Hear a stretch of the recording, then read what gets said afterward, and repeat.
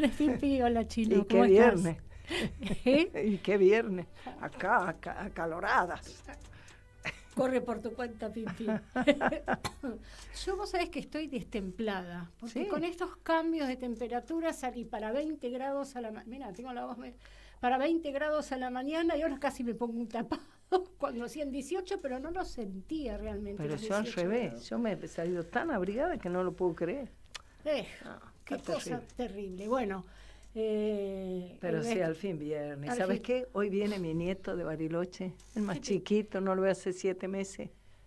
Viene esta noche, se queda una semana, así que estoy así, entusiasmada. Bueno, y con mi hijita, la sabe, mi hijita de Cacho, que el martes le van a mencionar en el Conex como no me acuerdo si los inolvidables, los imprescindibles o los no sé qué, a Cacho, así que vamos a estar ahí. Che, qué bien. Muy bueno, muy emocionante, sí. Qué lindo, qué lindo. Sí, muy bueno. Bueno, lo tenemos, Guillermo está. Quiero decirles a nuestras y nuestros oyentes que Guillermo está, pero está haciendo una entrevista. Este hombre no para ni siquiera en el programa de radio, que la hora de Moreno... No es sé una cosa, está. Es la hora de Moreno en todos lados. ¿Será así? Es la hora de Moreno. En todos los medios. En todos los medios. No, bueno. Es impresionante que este resultado, que ha resultado, valga la redundancia, inesperado en las elecciones de las PASO, lo ha catapultado a Moreno, no a la elección general, pero a la centralidad de la discusión política en Argentina. Está siendo demandado desde todos los lugares porque hay como una desazón y un desconcierto respecto de, no sé, haber dejado que las cosas se deterioren tanto, y cuando ¡plas! En la elección se mostró la reacción del pueblo, al fin y al cabo no violenta, sino en ejercicio democrático, pero una reacción que dejó patitiesa todo el arco de la dirigencia política, y bueno, aparece alguien que pone una reflexión, una propuesta y una perspectiva, ¿no? Sí, pero sí, bueno, vayamos nosotros al laburo. De mirar la coyuntura electoral, mira la Argentina y el desafío profundo que tiene nuestro país en este momento, ¿no? Y por eso yo creo que lo están llamando de todos lados, ¿no? Sí, no para. Moreno no para. Así es. Bueno, vamos a empezar el programa como solemos hacerlo, Pimpi, con la cuestión internacional, hasta que, digamos, conversamos nosotras, después viene Guillermo. Bueno, el escenario es global de conflicto. Bueno, por supuesto que tenemos Europa, Asia, África, que está teniendo un protagonismo importante, y bueno, América Latina con sus características y sus situaciones problemáticas y sus desafíos a resolver, que son varios. Pero bueno, un tema es África, en donde, digamos, uno lo que observa lo que hemos venido planteando es que hay dos medianeras claramente, pero los límites entre las medianeras son borrosos. ¿Por qué? Porque los países, digamos, en una está, digamos, el conflicto entre Ucrania y Rusia, que tiene que ver Estados Unidos, ¿no? Estados Unidos, Ucrania, Rusia. Y la otra medianera es China, Estados Unidos, China. Y después tenemos los vínculos entre China y Rusia, que son actores centrales en este nuevo juego geopolítico internacional. Y esto también está ocurriendo en África. En África, bueno, África está pasando por un proceso interesante. África sabemos que es un continente muy rico en recursos estratégicos, entre ellos, digamos, uranio y oro, petróleo también, y a quien le está yendo muy mal, francamente, digamos, lo estoy diciendo de manera irónica, pero es a Francia y, digamos, digamos, lo que es Europa, que está perdiendo terreno de una manera acelerada. Hubo distintos golpes de Estado, pero en estos últimos golpes de Estado, digamos, lo que está en juego es no solamente la presencia francesa, sino los negocios franceses en el continente africano. ¿Se podrá considerar que eso es también un poco un colateral de la pérdida por supuesto, ¿cómo se diría? De su lugar en el mundo. Del lugar en el mundo de Europa. Sí, de su lugar en el mundo. Y eso obviamente se traslada a las relaciones que ha establecido Europa a lo largo de su historia, y además han sido relaciones coloniales. Claro. Y ahora están tomando de su propia medicina. Francia en el año 2014 diseñó un operativo antiterrorista, por lo cual desplegó tropas en los países que están del subsahara hacia abajo, del Sahara hacia abajo, y están exigiendo la retirada de las tropas francesas. Ya Burkina Faso y Malí, que tuvieron golpes en el 2020 y 2021, 2022 y 2020, exigieron que se retiraran las tropas. Son además países que fueron colonias francesas, exigieron que se retiraran las tropas francesas. Ahora, Níger, además hay manifestaciones, digamos, está saliendo el pueblo africano a la calle, digo, son años, ¿no? Años de colonialismo y neocolonialismo. Incluso hay que ver cómo está repercutiendo esto al interior de Francia, ¿no? Porque parece que Macron va a convocar un referéndum por el tema de la inmigración también. ¿Ah, sí? Sí, está circulando esto. Entonces, Níger ha pedido que se retire definitivamente el embajador francés en territorio nigeriano, por un lado, y ya estarían pidiendo que se retiren también las tropas francesas. Esto lo ha reconocido Le Monde Diplomatique. En el Chad también hay manifestaciones, en Níger también, de la población, pidiendo el retiro de las tropas francesas, estas que se han desplegado. Creo que en Níger hay alrededor de 1.500 franceses. En el Chad hubo, viste cómo son los detonantes, hubo un evento en el cual un médico francés asesinó a un residente local, y a partir de ahí, ahora el Parlamento de Chad, que también fue una colonia francesa, estaría exigiendo que se retiren las tropas. Digo, tropas y hay negocios concretos. Níger le vende el oro y el uranio, suspendió por un tiempo Claro, y las tropas francesas cuidan precisamente el negocio. Bueno, Gabón es un productor de petróleo y también ex colonia francesa, que fue el golpe de la semana pasada. O sea que, digamos, Francia está en franca retirada y, bueno, tiene que ver cómo negocia en función de garantizar justamente los negocios, o digamos perder lo menos posible en este nuevo escenario. Y también tenemos la presencia desde distinto lugar en África de China y Rusia, y la Federación Rusa.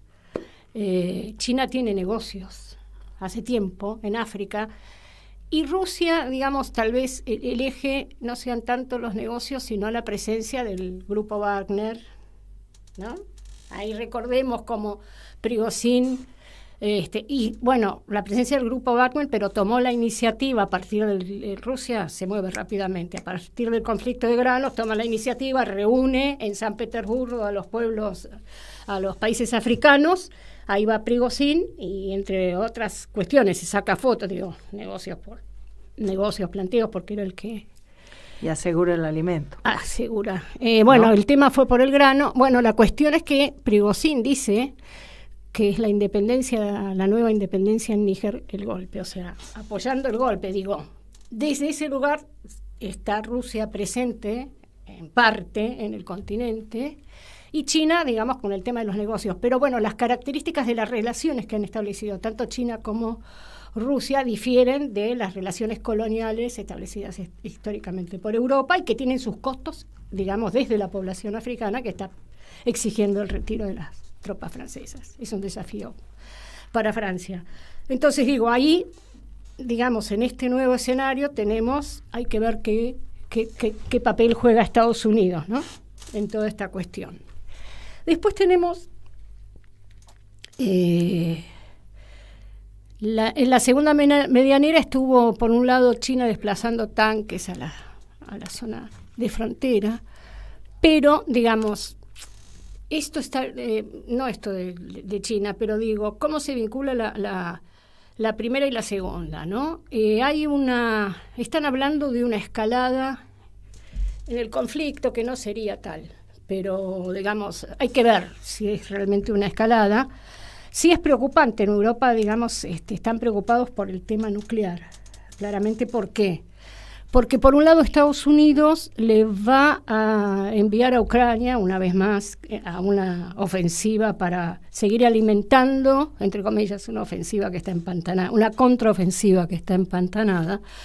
Le va a dar armamento con uranio empobrecido, en vez de uranio enriquecido, uranio empobrecido.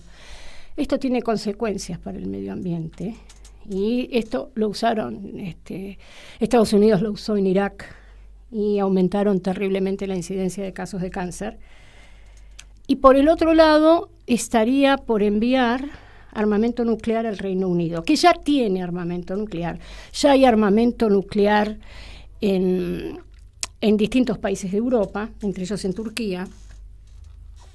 Pero, digo, hay un aumento de la cuestión de la presencia nuclear. Ya Rusia ha desplazado armamento nuclear también a Bielorrusia. Por supuesto que hay mucho más armamento nuclear en países de la OTAN, claramente. Pero esta ofensiva está generando, estos movimientos se están generando en los europeos, que ya tienen una memoria histórica, que además son escenario, son el teatro de operaciones, nuevamente, una vez más. Además de la crisis económica, bueno, esta cuestión de una escalada desde el punto de vista de armamento vinculado a la cuestión nuclear. ¿Qué hace Rusia? Aparece en Corea del Norte, o sea, empieza, digamos, ya estuvo presencia en Corea del Norte en julio, en una exhibición de armamento, bueno, y estaría planteando fortalecer las relaciones de Corea del Norte, y lo que están diciendo, y salió la Casa Blanca, por supuesto, a protestar, ¿no? Porque siempre protesta cada vez que hay. Corea del Norte no es muy amigo de Estados Unidos, si bien podemos diferenciar, digamos, de las estrategias que ha tenido Putin, diferenciar las estrategias que ha tenido Trump de las estrategias que está teniendo Biden, ¿no? Que es el músculo militar. Digo, sabemos que el músculo militar está al lado de los demócratas y no así tan del lado de los republicanos. Ahí está viniendo Guillermo. Mira, Guillermo, llegaste justo para el encuentro entre Putin y Kim. ¿Cómo es Kim? Todavía no, o sea, están hablando de un encuentro, todavía no se encontraron, pero bueno, están planteando el tema de que Corea del Norte, ¿qué le puede suministrar a Rusia? Armamento. Convengamos que Rusia cuenta con armamento, no es que le va a ofrecer armamento cualitativamente superior, es otro el juego, creo, que se está haciendo, máxime teniendo en cuenta que la inversión de Rusia en el conflicto con Ucrania es alrededor del 20% de sus fuerzas, ¿no? Puesto toda la carne en el asador. Si Rusia pone toda la carne en el asador, desaparece Ucrania del mapa. Entonces, digo, está en esta escalada, entre comillas, vinculada al armamento nuclear, también se está moviendo, ¿no? Con Corea del Norte, ni más ni menos. Rusia. No, o sea, se habla de aprovisionamiento de armamento, pero esto es lo que yo estaba diciendo, digamos. No sé si sería el eje central el aprovisionamiento, sino esta pulseada que se da, pero que además tiene que ver, Corea del Norte es un país que está entre la Unión Soviética y China. O sea, Corea del Norte, cuando surge con el apoyo de la Unión Soviética, además se fortalece gracias al apoyo de la Unión Soviética, y después más adelante genera la única alianza formal con China, ¿cierto? Desde el punto de vista desde el punto de vista del apoyo militar ante una situación de agresión a cualquiera de los dos países. Entonces, esta cuestión de Corea del Norte mira claramente a Estados Unidos, y también, secundariamente, digamos, a estas relaciones que hay entre los dos actores de las dos medianeras, ¿no? Uh-huh.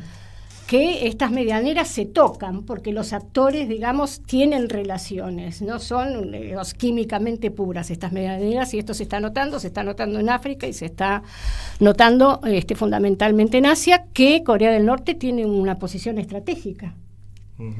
China últimamente estaba, digamos, algunos analistas han planteado que China se estaba mirando con preocupación la escalada en Corea del Norte, porque esto llama a mayor presencia de Estados Unidos, que, digamos, tiene la alianza con Corea del Sur, digamos, y todo el tema de Japón. Entonces, digamos, en función de toda esta movida y todo este escenario, digamos, se estaba manteniendo con cuidado.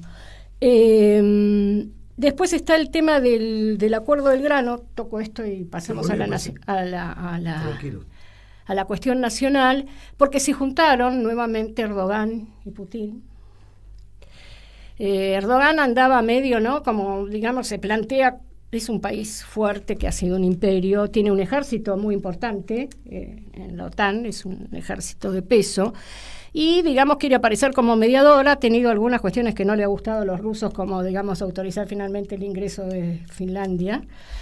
Pero bueno, parece que, digamos, el eje de la charla no fue el acuerdo del grano, porque no se logró, digamos. Sí, ahora lo está tratando de reflotar la ONU, el acuerdo del grano, y parece que haciendo lugar a los pedidos de Rusia. Y bueno, pero sí hablaron de el tema del gas, porque tienen una central de gas en Turquía, que hay un interés estratégico, digamos, y un acuerdo entre Rusia y Turquía, y además le vende centrales nucleares Rusia a Turquía. Así que me parece que fundamentalmente Putin lo que quería es fortalecer los negocios, porque bueno, el acuerdo del grano no se logró, pero parece que hay una propuesta de la ONU. No sé cuánto tiempo llevo hablando, ya es suficiente. El mundo se lo merece. Sí, claro. Estuvo bien, muy bien lo de Corea. Alguno podría pensar que esta vinculación de Corea y Corea del Norte y Rusia es en contra de Estados Unidos. En realidad hay un eje que se puede empezar a armar, también teniendo la confrontación con China, ¿no? Uh-huh. Esto es histórico en Corea. Son pueblos milenarios que han sabido defender su autonomía frente a imperios relevantes. Entonces, Corea del Norte es frontera con los dos, con Rusia, con la Federación Rusa y con China. Y ahí está, claro.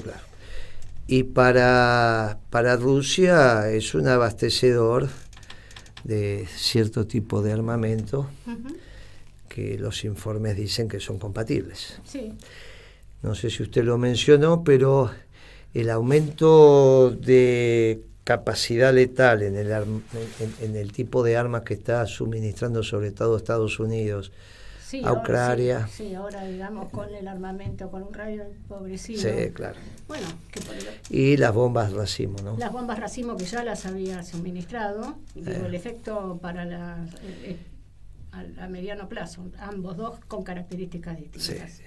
Y después hay un reportaje ahí al primer ministro de Hungría, donde está diciendo, mire, esto se soluciona cuando vuelva Trump. No solamente él, muchos analistas europeos lo están diciendo porque escuchan al programa. Están revalorizando la política.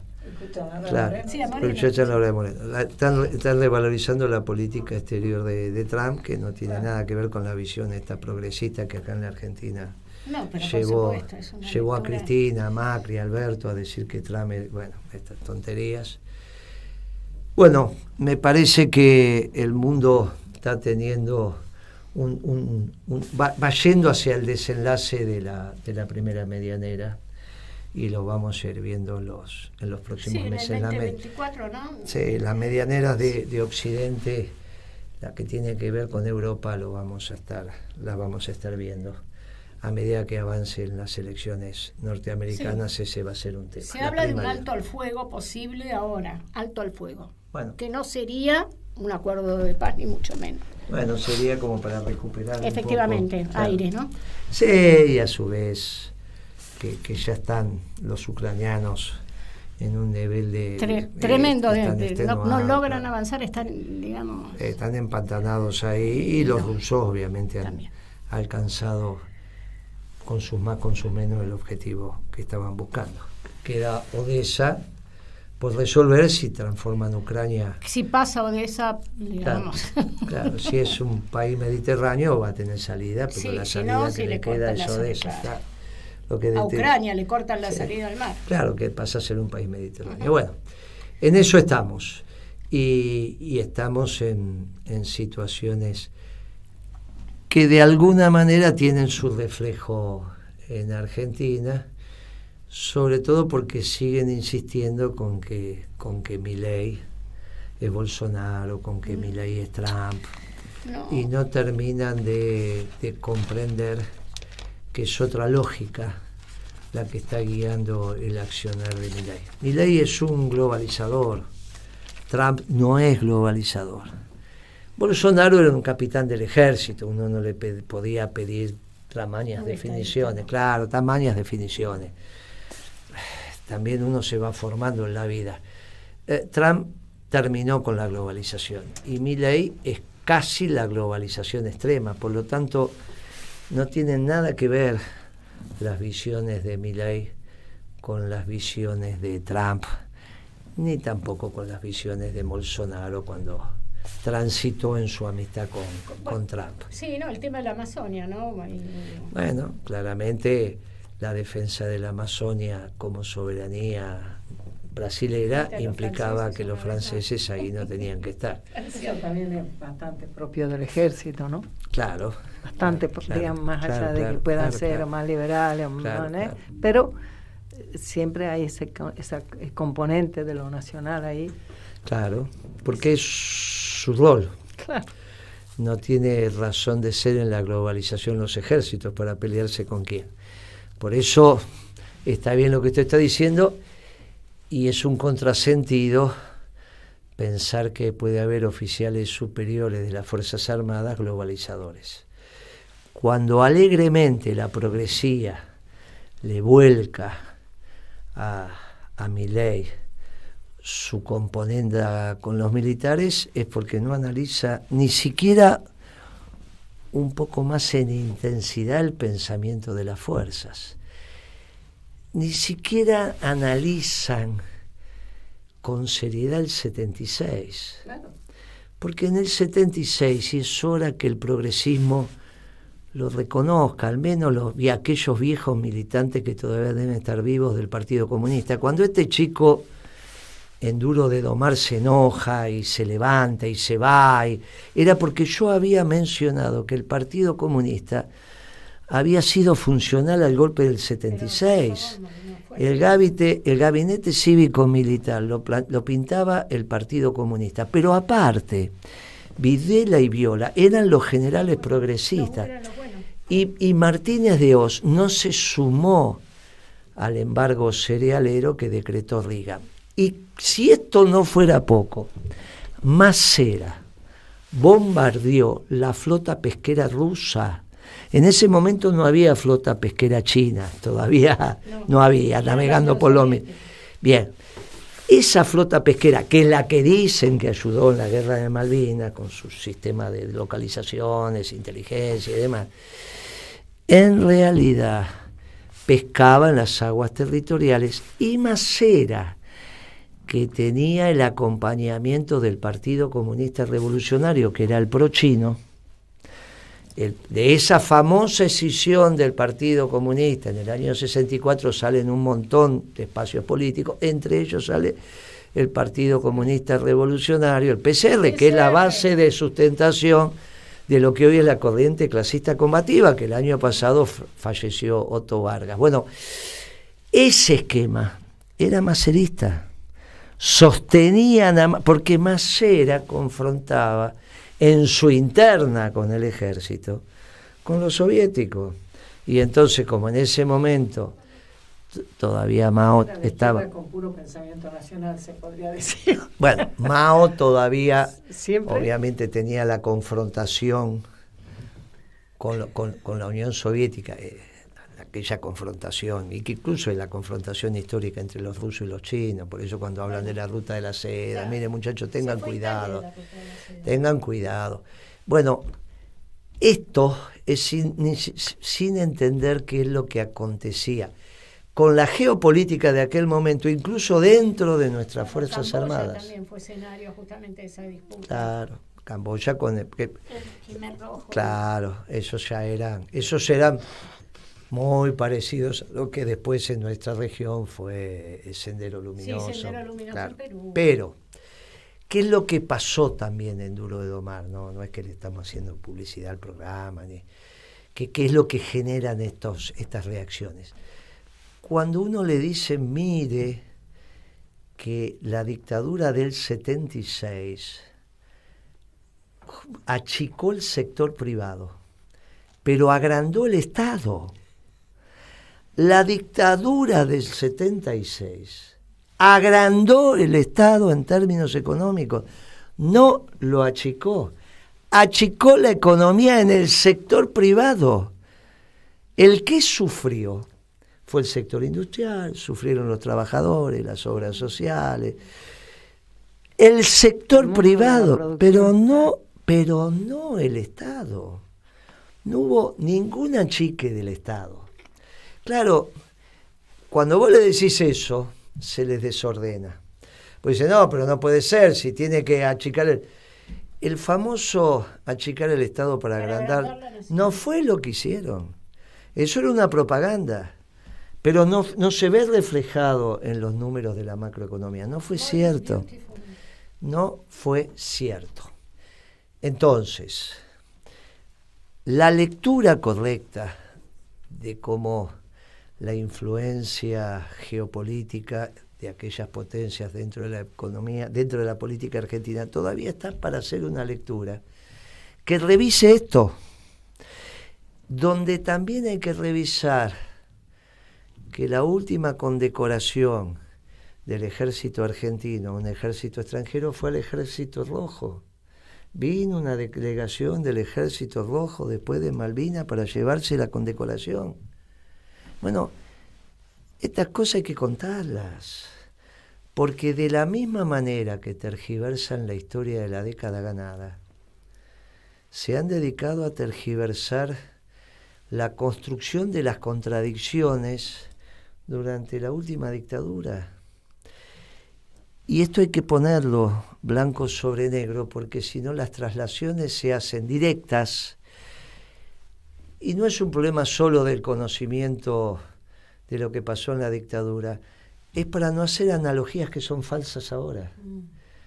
No es cierto que Milei, al menos en su verbalización, todavía no lo vimos actuar, sea Martínez de Oz.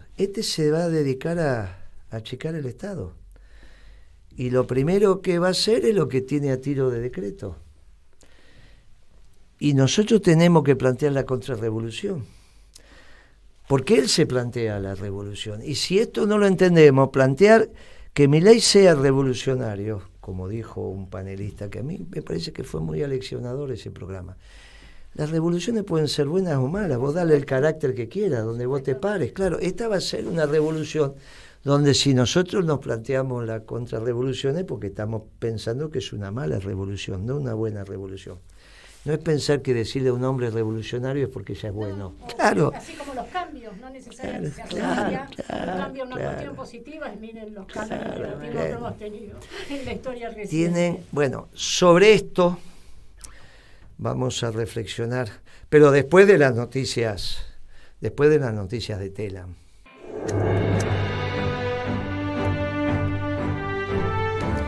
Bueno, sobre esto que estábamos conversando antes de las noticias y sobre la progresía, ni siquiera es autocrítica, es la verdad histórica que tienen que contar.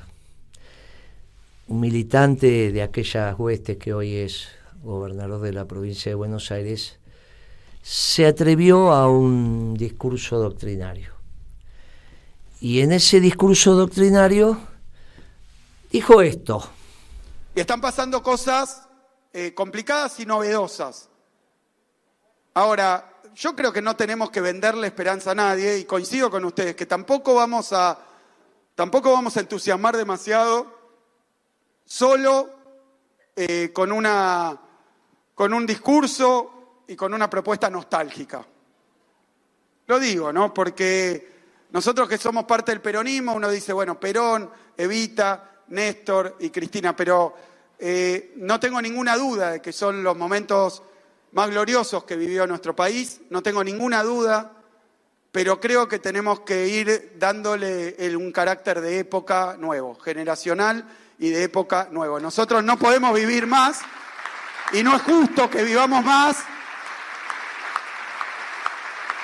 de los... ¿Tienes ya tufillo a esas bandas de rock, ¿no?, que tocan los viejos grandes éxitos? Y uno sabe, pero bueno, va a haber que componer, muchachos. Va a haber que componer. Una nueva, no una que sepamos todo. Una nueva. Bueno, será una nueva marcha, una nueva gesta, una nueva épica, una nueva ¿qué? Lo de tufillo a viejo hay que aclararlo. En este programa lo hemos hecho, pero bueno, uno no lo pide que lo escuchen, pero al menos que alguna vez hayan leído algo. Los principios y valores son permanentes. Son permanentes. Los principios y valores son permanentes. Para los posmodernos no hay principios y valores. Estos chicos que todo el tiempo están cambiando sus principios. Pero para el peronismo, que es clásico, no. Son permanentes. De esos principios y valores permanentes se articula una doctrina que está viva. Que está viva. Porque fundamentalmente es la capacidad de administrar la cosa pública atendiendo al bien común y la forma en que van a vivir las personas físicas y jurídicas que construyen, que se articulan en esa doctrina. El continente es la doctrina. Y obviamente en la medida en que la tecnología, las personas físicas o jurídicas van cambiando, la doctrina se va actualizando, no los principios y valores. Es la más moderna, Kicillof. El peronismo es la doctrina más moderna. No hay nada, todo lo demás es viejo. No es que el marxismo, no es que tu formación marxista en el viejo Partido Comunista te hace ser moderno, eso te hace ser retrógrado. Por eso articulamos lo de Videla y Viola progresista aliados al PECUS. Esto hay que hacer estos análisis, porque si no el progresismo, sin encontrar sus raíces, surfea el peronismo y ahora quiere transformar el peronismo desde la visión partidocrática. Nosotros que somos una parte del peronismo, ¿cómo somos una parte del peronismo? Nosotros somos el peronismo como una parte del peronismo. El partido parte es el de Alberto Fernández. ¿Qué es esto de que el peronismo sería una articulación de partes? ¿Qué es lo que le pasa? Cuando vos hablas en público es el peronismo frente al resto. Eso de kirchnerismo, menemismo, dualdismo, es cuando hablamos entre peronistas. Después somos los peronistas convenciendo al resto de una doctrina superadora. Esto tuvo dos errores muy profundos. Primero, el doctrinario. Es la doctrina más moderna. Así que se va actualizando desde ya, pero no hay nada con tufillo a viejo, porque Perón y Eva es lo más moderno. Perón y Eva es lo más moderno. Y es obvio que hubo otras parejas, te pueden gustar o no, pero están Menem y Zulema, están Dualde y Chiche, están vos y tu marido, Pimpi, están vos y tu marido. Fueron siempre parejas en el peronismo, no sé por qué hacen estas cosas. Y llegás a Néstor y Cristina, sin ninguna duda. Pero si vas a mencionar las parejas, tenés que mencionar las parejas que hubo en el peronismo, por lo menos cuatro que son las conocidas. Unas te pueden gustar más, otras, pero hacen a la historia nuestra, hacen a lo que transitamos, hacen a lo que hicimos. No se puede saltear la historia de esta manera. Este es reescriben todo y miente.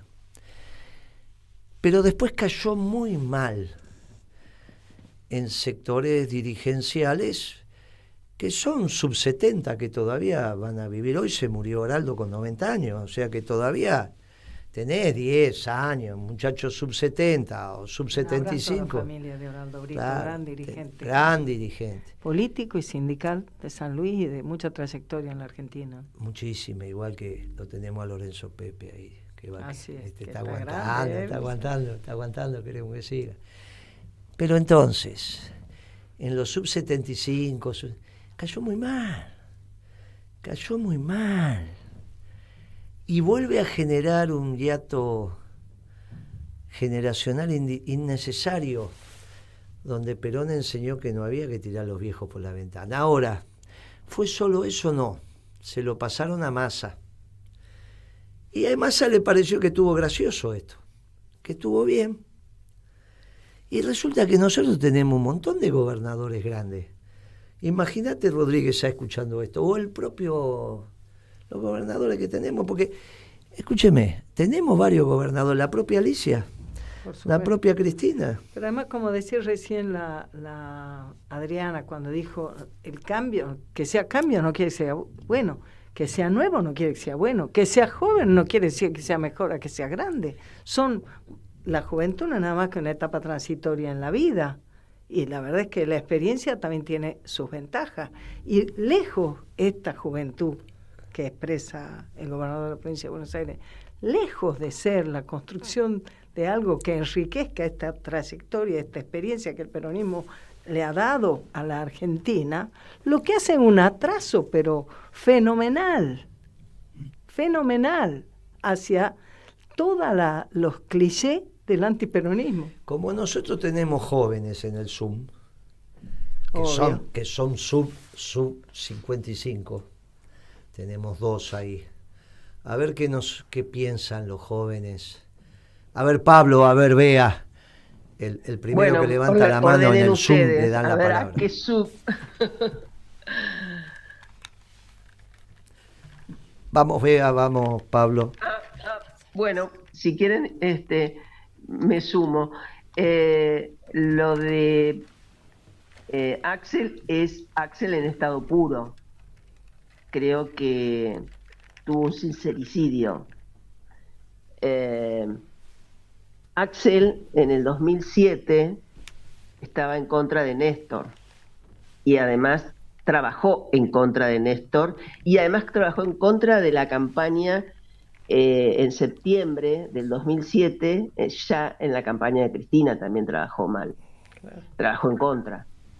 Yo lo tuve que padecer, entre comillas, porque además le salió mal, pero me acuerdo que había en septiembre una campaña del tomate, era la nata y el tomate y Beatriz Paglieri que inventaba los datos. Y en realidad la población, después de la experiencia que había tenido con la lechuga, dijo yo no compro tomate. Con lo cual lo dejaron pagando a Axel, que estuvo, igual que la nata, haciendo campaña contra nosotros. Y después apareció como ese modo más científico del índice 7 provincias. Pero en vivo y en directo estuvo con esa campaña del tomate que por supuesto le salió mal, se pudrían los tomates y nadie los compraba. Y a nosotros encima nos dio negativo porque cuando vas a hacer la medición, una cosa es cuando estaba alto y otra cosa es cuando, bueno, ahí tuvo una metodología. Así que para mí es estado puro. Y otra anécdota, que tal vez son las de las menos conocidas, porque por supuesto haber devaluado es un símbolo de que él no es peronista, sin ninguna duda. Es decir, creo que tendría que decirlo hace rato que no es peronista. Pero bueno, fue logrando ascender y pensará seguir ascendiendo y además pensará seguir ascendiendo olvidándose de la historia.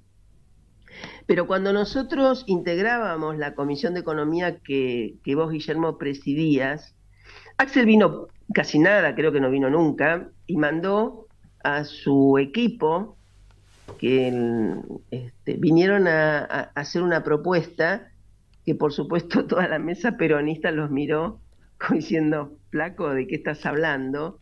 Vinieron a proponer que las tarifas se indexaran por salario.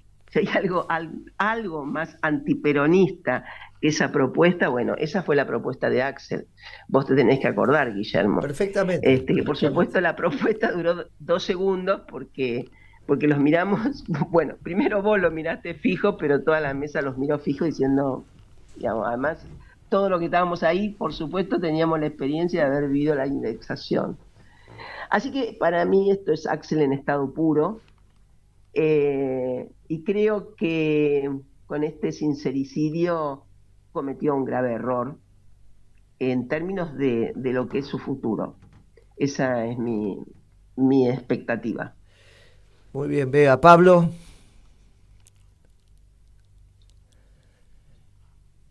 Pablo, ¿estás? Me dicen que sí. Pasa que dice que se le iba la señal. Se le fue la señal. Ahora no está. Ahora no está. Ahora no está. Se nos fue uno de los jóvenes. Es cierto, todo lo que menciona Bea es exactamente así. Y tenemos un esquema de pensamiento que construye el razonamiento de Kicillof. Qué linda con los gorilas. Y ahí empezamos a tener problemas. Porque es muy difícil para un peronista votar un gobierno gorila. Recién en esta radio una compañera me preguntó que Moreno, que vas a votar, que yo me quedé callado, cómo está la situación. Bueno, vos no me contestás, te contesto yo, si me van a cerrar los hospitales, si me van a cerrar esto, yo aunque sea voy a votar a aquel que me dice que no va a hacer eso, y los otros dos lo van a hacer. Claro, lo que pasa es que para el peronismo ese no es el que ordena. El peronismo siempre dijo comida cara, gobierno, es un gobierno gorila. Y entonces se te hace difícil porque perdés la coherencia. No va a ser la primera vez que el peronismo no tiene candidatos en el cuarto oscuro. No es obligatorio. Nosotros no tuvimos 18 años de proscripción y no había candidatos del peronismo. Cuando votó Frondizi, Perón había hecho una alianza, pero era claro que no era peronista. Cuando fue lo de Ilía, estaba claro que no hubo. Y hubo varias elecciones provinciales y demás donde el peronismo no tuvo candidatos.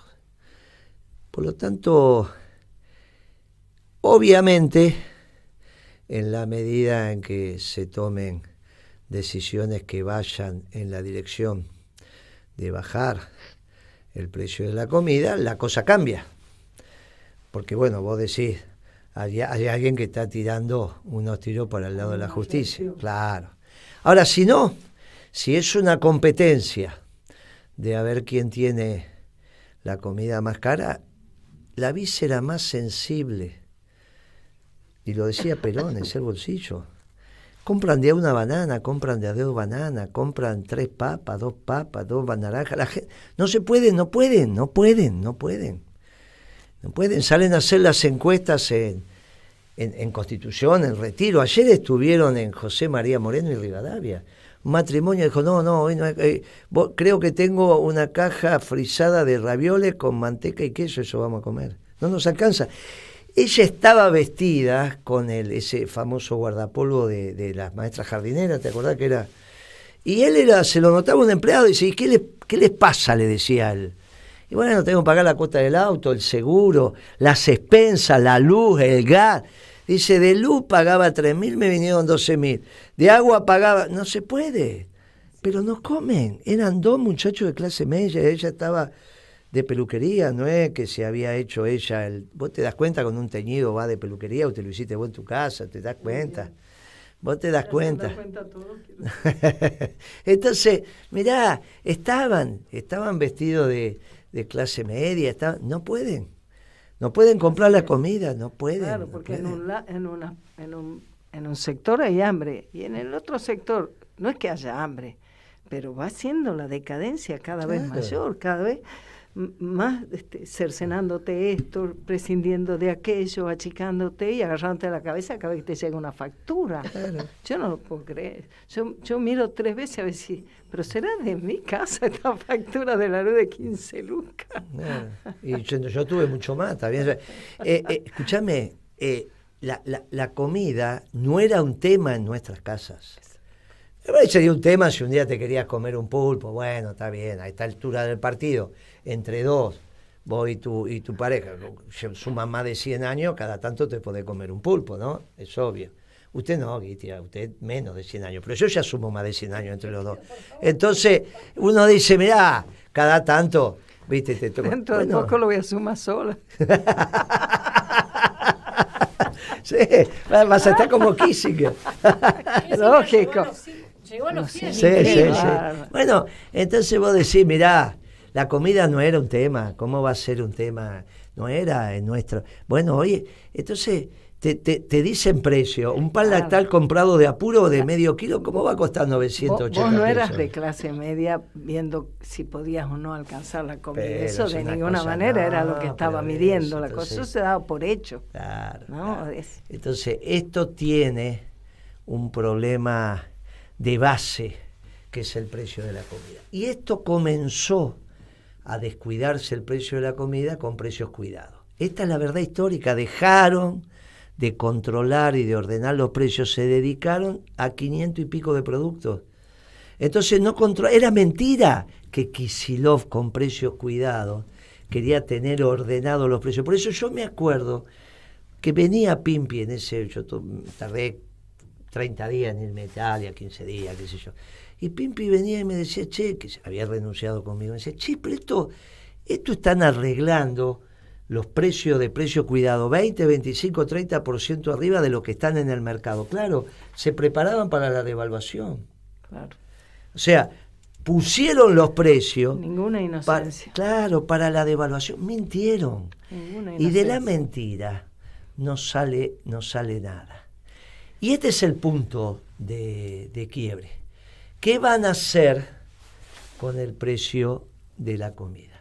Y si no, la decisión se va tomando. Es dura, es durísima, pero se va tomando. Se va tomando naturalmente y empezás a pensar el día después. Entonces, ¿cómo va a seguir este programa? Porque claro, hay una campaña electoral y hay unas elecciones. Ay, dije yo, sonamos. ¿Sonamos por qué? Estamos atados. Este programa, que siga este programa. No, ¿cómo va a seguir? Dije. El programa de precios cuidados. No, ¿cómo va a seguir este programa? Estoy hablando. ¿Cómo va a seguir este programa? Porque en la campaña electoral, una vez que nosotros digamos no bajaron el precio de la comida, no tenemos más nada que hacer. Y el programa tiene que seguir. ¿Qué va a seguir? Y planteando el día después. Eso que está diciendo Kicillof, el YPF es un fallo escandaloso. Él sabe que está mintiendo. Porque sabe que hubo debate en el gobierno que estaban haciendo mal las cosas. Está mintiendo. Esto que estoy leyendo en televisión ahora, Pimpi, ¿qué es el 5N eso? Claro. Está mintiendo. Porque claro, él sabe que se discutió en el gobierno que estaban haciendo mal las cosas. Y en el fallo ponen la declaración de él como poder ejecutivo diciendo es una estupidez cumplir el estatuto de YPF. Cuando el estatuto de YPF en una sociedad anónima está por encima en el derecho internacional de las leyes locales. Esto es lo que le pasó. Se lo dijeron. Para la Argentina no, porque hay códigos que ordenan. Claro. Pero no en Estados Unidos. Claro. Y no en Inglaterra, que es de donde es el fondo que litigó. Por eso eligieron un fondo. Y en ese derecho, el contrato entre privados es ley. salvo que se declare nulo, cosa que no se podía hacer porque esa empresa cotizaba en Estados Unidos, en Wall Street. Entre los integrantes es la que ordena, por eso la justicia le falla diciendo, ¿cómo va a decir que el estatuto es estúpido? Usted es un estúpido. Para nosotros el estatuto... Bueno, él habla desde otro marco conceptual. El problema es que litigaste donde estaban las acciones. Y las acciones eran en Wall Street, porque es donde vos sos de oferta pública. ¿Sos de oferta pública en Argentina? Sí, pero sos de oferta pública allá. Entonces, se lo avisaron. Se lo dijeron, por eso demoró un poco, vio que hasta que primero incursionó debido. Y después hubo un tiempo. Y después dicen, bueno, finalmente hay una ley del Congreso donde la influencia... Miren, este es un lío en el cual nos han metido, que al margen de la plata, 16.000 millones de dólares o 12.000 o 11.000 es un montón de plata. Para una Argentina en crecimiento no es nada. No es nada, se paga con un bono, lo van a agarrar, no hay ningún inconveniente. No es que esto funde a la Argentina, no estoy hablando ni siquiera de la plata, estoy hablando de las conductas, ¿está bien? Hoy 16.000 millones de dólares no vale YPF, ¿eh? O debe, hoy no vale, más los 10.000 que le pagaste, vos le pagaste 5.000 más intereses. Bueno, no estoy hablando de la plata, estoy hablando de las conductas. Miren, muchachos, se equivocaron. Desde precios cuidados, se equivocaron con cómo compraron las acciones de Repsol y cómo no le hicieron la oferta al resto de los accionistas, que era obvio que tenía que ser así. Por eso algunos dicen, ¿y ahora quién será el que está atrás de los accionistas de este Banco de Santa Cruz, que es la misma familia que había comprado YPF? Porque son los mismos del Banco de Santa Cruz, los Eskenazi. Claro, son los mismos. Entonces vos decís, no, pero si son los del Banco de Santa Cruz, son los que compraron YPF con los dividendos. Claro, eso. ¿Y quién estará atrás? O sea, la lógica sería, con 0 pesos me quedo no sé con cuánto. Pero hay que simplemente decir, mire, esto fue así, nos equivocamos, no hay nadie atrás de ellos, son ellos, vieron la beta y tenían solamente que esperar 10, 12, 14 años, que es lo que se le dijo en ese momento. Claro. En ese momento se lo dijo, eso es de 12 a 14 años, va a estar el resultado. En ese momento se lo dije. Entonces, mire, esto que después continuó con el gobierno de Alberto, con la misma concepción, termina en este fracaso rotundo y la llegada de un revolucionario que para nosotros va por el camino oscuro y para él nosotros vamos por el camino oscuro, que es Milei, o si no, la propuesta de Patricia. Y en la fuerza de él, un muchacho como Massa. En la fuerza, lo que él está llamando a votar y qué sé yo, Massa. Fíjense a dónde nos han llevado. Entonces, si los peronistas no deciden, nosotros estamos. Si hoy esta reunión de emergencia del peronismo no decide, porque ahí hay gobernadores peronistas, no hay duda, intendentes peronistas, no deciden bajar el precio, claro, no deciden bajar el precio de la comida, muchos de los peronistas no tendremos oferta electoral y haremos lo que alguna vez Perón dijo que había que hacer cuando no había un candidato peronista en el cuarto oscuro. Obviamente que de la dictadura para acá es la primera vez que no va a haber un candidato peronista. Yo quisiera hablar sobre algo que vos has dicho. Dale. Porque yo creo que... Sí, hay que pedirle yo quiero decir esto. No es que fue un error lo de precios cuidados, mirar para cuidar y todo eso. Es peor que un error. Es transferirle al pueblo, es como hacer una gran puesta en escena, porque no es que ellos, ni siquiera Guillermo, que controlaban 500 precios. No, lo que ellos hacían es un como si, ni sabían cómo cuidar la mesa de los argentinos, no conocen cómo funciona, no saben qué está primero y qué está después, no tienen idea de lo que cuesta transportar las cosas, nada de eso, viven en una especie de mundo irreal, pero pero hicieron una gran campaña mediática para transferirle a la población la responsabilidad de cuidar la mesa familiar. Te dicen todo el tiempo, estado presente, no hay estado más ausente que Precios Cuidados. Eso nomás te quería decir. Muy bien. Y que además estamos en la Comuna 7, tenemos oficializada la lista, vamos a la elección de octubre, nuestra bandera de la contrarrevolución y el Ejército Blanco, lo vamos a empezar a entrenar en la Comuna 7 con el compañero Jorge Su, comunero, y todos los demás que son, qué banda, Felicitaciones a los compañeros. Felicitaciones a los compañeros. Cristian, se terminó el programa. Se terminó, lo único que puedo decir es buen fin de semana, nos vemos el próximo viernes, gracias a todo el equipo de Radio Caputa, a Fernando Molgaray, al Chino, le mandamos un beso, ¿no? Y ahora vamos a despedirnos con la música que eligió usted o Fernando. Fernando. Fernando tiene un gusto musical extraordinario. Mire lo que está pasando ahí, está pasando lo mismo. El mismo audio que pasamos nosotros está en la televisión, lo que pasa es que a ellos les parece bien, a los de C5N les parece bien, a nosotros espantoso. Hasta la próxima.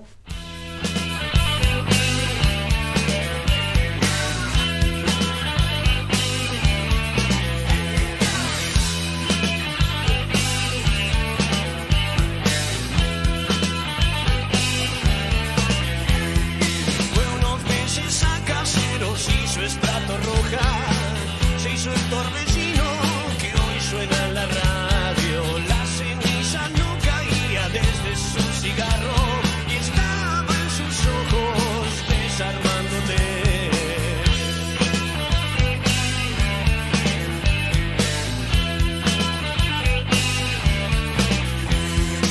Alquiló una rana rubia, tibia y haragana, se morían de ganas de matarla. Una linda damita de Concordia, el más bello fuselaje que jamás lustró.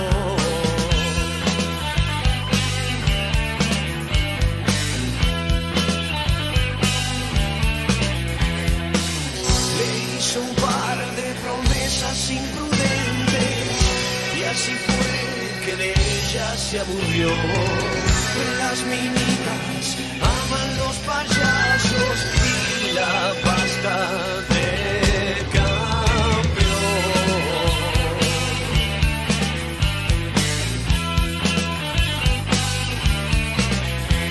El pibe de los astilleros nunca se rendía, tuvo un palacete por un par de días, rapiñaba montado a los containers, el maldito amor que tanto miedo da.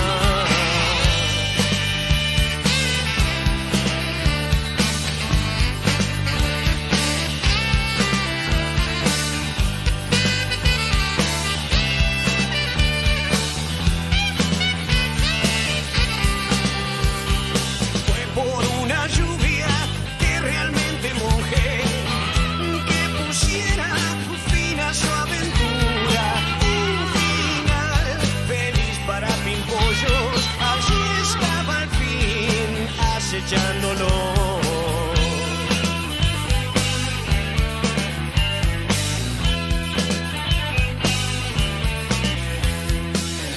Ciertos reyes no viajan en camello, ellos andan al tranco del amor. Esos tipos son